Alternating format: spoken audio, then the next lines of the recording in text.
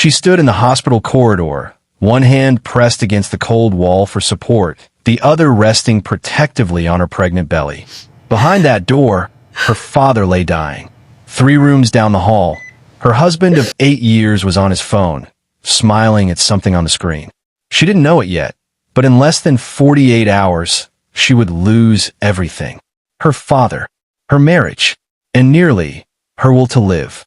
But what happened next would expose a truth so devastating. It would change not just her life, but the lives of everyone involved. This is the story of how greed destroyed a family, and how one woman's grief became her greatest strength. Sarah Peterson thought she had the perfect marriage. She and Robert Mitchell met in college, married young, and built what seemed like a solid life together in Columbus, Ohio. Sarah was an elementary school teacher. Robert worked in sales. They weren't wealthy, but they were happy, or so Sarah believed. Her father, Daniel Peterson, had raised Sarah alone after her mother died of cancer when Sarah was 16. He was a mechanical engineer who worked overtime to give his daughter everything. He was her rock, her protector, her best friend. When Sarah married Robert, Daniel welcomed him into the family. He helped them financially when times were tight, slipping Sarah money for groceries, helping with car payments when Robert's commission checks were lean. But over the years, Daniel began to notice things about his son-in-law that troubled him. The way Robert talked about money. The way he calculated everything in terms of dollars. The way he joked about waiting for Daniel to die so they could inherit his house. Sarah would brush it off, tell her father Robert was just kidding. But Daniel's eyes told a different story. He wasn't so sure. 3 years before everything fell apart, Daniel did something he never told Sarah about. He had his will redrafted by a new attorney, someone Robert didn't know. Daniel made sure that everything he owned would go directly to Sarah as her separate property, protected even in the event of divorce. He hoped he was wrong about Robert, but as a father, he couldn't take that chance. Then, in September, Daniel was diagnosed with stage 4 pancreatic cancer. Sarah was 3 months pregnant with her first child, the baby she and Robert had been trying for 2 years to conceive. She should have been radiantly happy. Instead, she was watching her father die, and Robert was asking strange questions. How much was Daniel's house worth? Did he have life insurance? Had he updated his will recently? Sarah was too consumed with grief to notice the pattern forming. But looking back, she would see it clearly. Robert wasn't worried about losing his father-in-law. He was calculating what he stood to gain. Before we continue, let us know in the comments where you're watching from. We'd love to hear from you. And if you're new here, click on the subscribe button so you never miss any of our upcoming videos. On September 14th, Daniel was rushed to the hospital. The cancer was progressing faster than anyone had anticipated. Sarah spent 3 days at his bedside, holding his hand, reading to him, telling him about the baby. Robert came and went, but he seemed distracted, spending more time in the hallway on his phone than with his dying father-in-law. On September 17th, at 2:37 in the afternoon, Daniel Peterson took his last breath with Sarah holding his hand. She was devastated, barely able to function. Robert seemed to be operating at double speed. Within 2 days, he had located her father's will, contacted an attorney, and started going through Daniel's financial documents. He kept pushing Sarah to focus on practical matters, asking about the house value, retirement accounts, life insurance. Sarah tried to grieve, but Robert wouldn't let her. The funeral was held 5 days later. Sarah delivered a eulogy she could barely get through. Robert stood beside her looking appropriately somber, but Sarah noticed him checking his watch during the service. 3 days after the funeral, Robert scheduled a meeting with Daniel's attorney, Marcus Thompson. Sarah didn't want to go, but Robert insisted. They needed to know what they were inheriting, he said. What Marcus read would shatter everything. Daniel Peterson's will left his house, valued at $280,000, entirely to Sarah. His retirement accounts, totaling $420,000, entirely to Sarah. His life insurance policy, $500,000, to Sarah alone. Not Sarah and Robert, just Sarah. The will included a clause stating that any inheritance left to Sarah was to be her separate property, protected in the event of divorce. Marcus explained that Daniel had been very specific about his intentions. He wanted to make absolutely certain that what he left his daughter would remain hers alone. The room went silent. Robert's face went from confused to pale to red in the space of 30 seconds. He stood up so abruptly his chair nearly tipped over. "There must be some mistake," he said. He'd been Daniel's son-in-law for 8 years. Surely Daniel meant for the inheritance to go to both of them. Marcus shook his head. Daniel's wishes were crystal clear. They drove home in silence. When they got inside, Robert exploded. He accused Sarah of manipulating her father, of convincing him to cut Robert out. Sarah was stunned. She had known nothing about the will specifics. She'd never discussed it with her father. But Robert wasn't listening. He paced the living room, his voice rising. He'd spent 8 years dealing with her family, helping her father, sitting through boring dinners. And for what? For nothing? Over the next 3 weeks, Robert became a stranger. He barely spoke to Sarah. He slept on the couch. When Sarah tried to talk about the baby, he would walk away. She was 3 months pregnant, grieving her father, and her husband had completely withdrawn. Then, on October 7th, exactly 3 weeks after her father died, Robert came home with divorce papers. He dropped them on the kitchen table and told Sarah he wanted out. She looked at him in disbelief. Divorce? Now, while she was pregnant and mourning. He said he couldn't stay in a marriage with someone who had been so manipulative. Sarah reminded him she had known nothing about the will, that she was carrying his child. Robert's response was chilling. He said he'd been thinking about their marriage for a long time. They weren't happy. This inheritance situation just made it clear they'd never be partners. In that horrible moment, Sarah understood why her father had written his will the way he had. Daniel had seen something in Robert that she'd missed. Her father had been protecting her, even from beyond the grave. What happened next was a descent into nightmare. Robert moved out, leaving Sarah alone, pregnant and grieving. She stopped eating, stopped sleeping. At her 16-week checkup, Sarah broke down in the exam room, and her doctor referred her to a therapist. Through therapy, Sarah began to understand that Robert had likely married her with an eye toward her eventual inheritance. When that inheritance turned out to be off-limits to him, he lost interest in the marriage. It had never been about love. Meanwhile, Robert's behavior became increasingly disturbing. Through his lawyer, he demanded Sarah give up part of her inheritance as part of the divorce settlement. His attorney argued that because Robert had supported Sarah during their marriage, she owed him compensation. It was legally absurd, but Robert pushed anyway, filing motion after motion, dragging out the proceedings. If he couldn't have the money, he was going to make her suffer. Then, in mid-November, Sarah received a call that would reveal the full extent of Robert's betrayal. A woman named Jennifer Davis called, crying. She explained that she was Robert's girlfriend, had been for almost 18 months. Sarah felt the ground open beneath her. 18 months meant Robert had been cheating since long before her father got sick, since before she got pregnant. Jennifer apologized, saying she hadn't known Sarah was pregnant.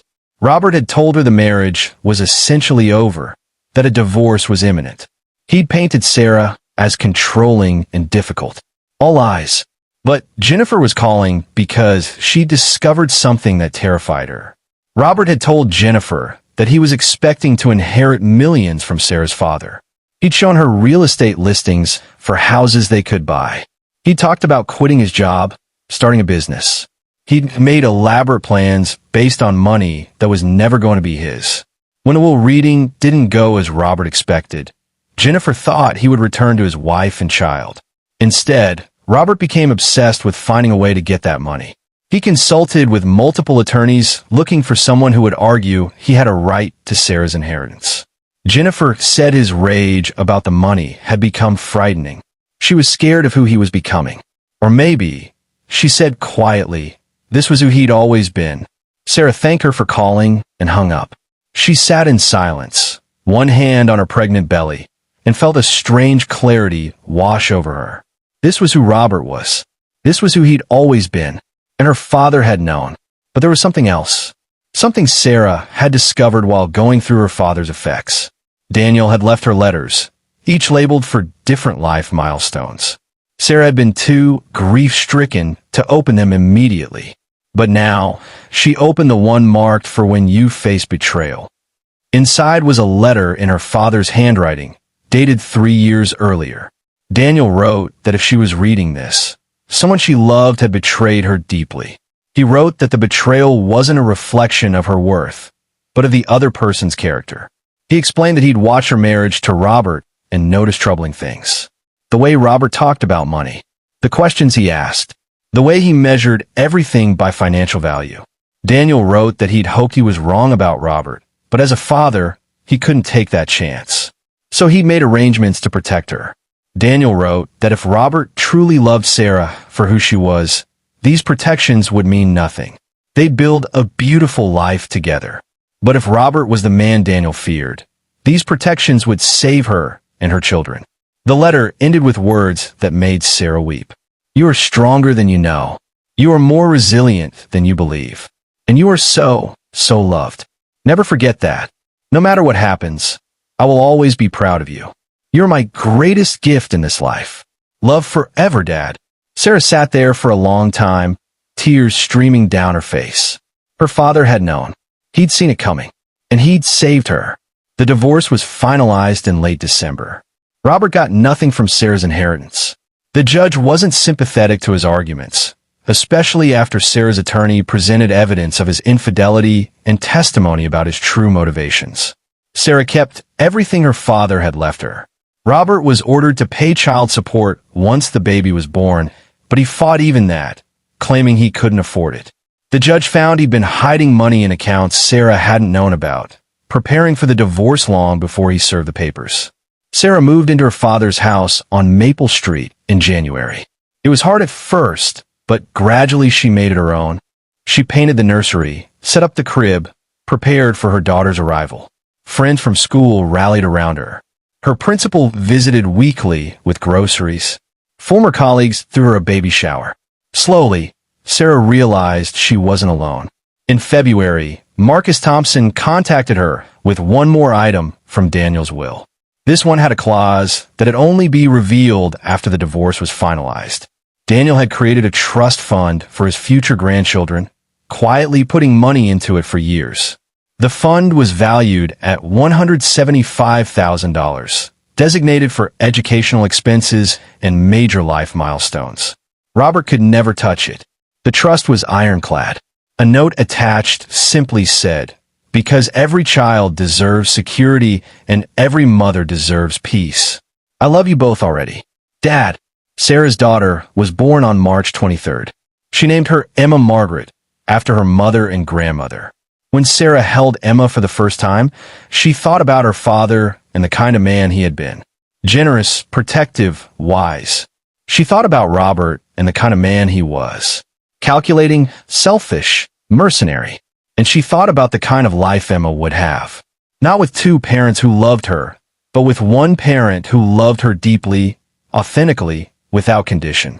With security and resources to pursue her dreams. With a home built on her grandfather's hard work and sacrifice.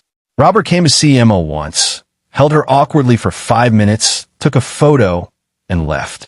Sarah understood he'd come for appearances, not love. Over the next year, his child support came sporadically. He saw Emma only 3 times. He didn't call on her first birthday. He moved to another state with Jennifer, eventually marrying her in a courthouse ceremony. Sarah heard about it through acquaintances and felt nothing. The man she'd loved no longer existed, if he ever had. Meanwhile, Sarah's life began to blossom. She returned to teaching with renewed purpose. She dated occasionally, but focused on her daughter. She spent weekends reading to Emma in the same chair where Daniel had read to her decades earlier. She joined a single parents group and made friends navigating similar struggles. She learned to fix things around the house, took pride in her independence. On Emma's second birthday, Sarah stood in the backyard watching her daughter chase bubbles through the grass. She thought about her father's last words, that she was stronger than she knew. At the time, she hadn't believed him. But standing there, watching her daughter laugh, living in a house free of debt, secure in the knowledge that Emma's future was protected, Sarah realized her father had been right. She had survived betrayal. She had survived grief. She had survived the collapse of everything she thought her life would be. And she had built something better from the ruins. The inheritance had saved her, yes. But more than that, it had revealed the truth. It showed her that her father's love was real, permanent, unconditional.